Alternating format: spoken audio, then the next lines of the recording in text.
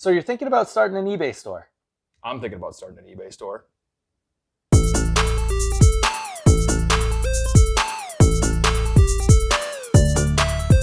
So today we're gonna quickly go over a couple of tips just at the very beginning of your potential eBay career and certain things that you should stick to. And Well, yeah, because again, I'm thinking about starting one and I'm feeling a little bit overwhelmed about where I should start.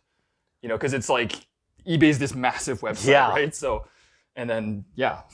and the starting point, like really the best thing you can do right off the bat is come up with a good name. And by good name, I don't mean it has to be catchy, but something that you're not going to be too worried about getting spelling mistakes if people try to look it up. Like if somebody is like, oh, you've got an eBay store, and you want to be like, yes, this is the name. You want it to be something that they can easily type into Google and find it. So not like a huge long... Yeah, exactly. like Throwing a bunch of X's and underscores, like it's just not going to do you any good. It's not 2001. Yeah, exactly. Relax, guy.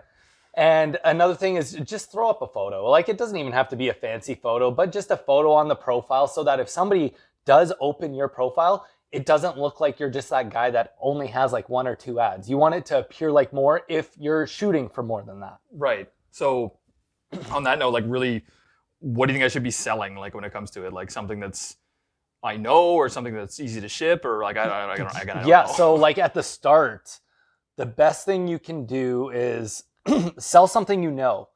So when you've first made your account, you've got no reviews, you're only going to be allowed to make 10 listings.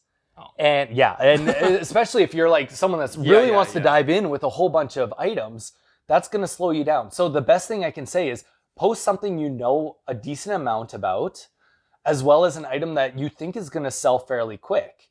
And because with only 10 listings and only at 10 at a time, you really want to use as much real estate as possible. Yeah, but like, so I didn't even know that. So when am I able to post more than 10? Yeah, so eBay, what they do is they look at all your reviews as well as how much income you've made from your sales, and they review that once a month at the end of the month.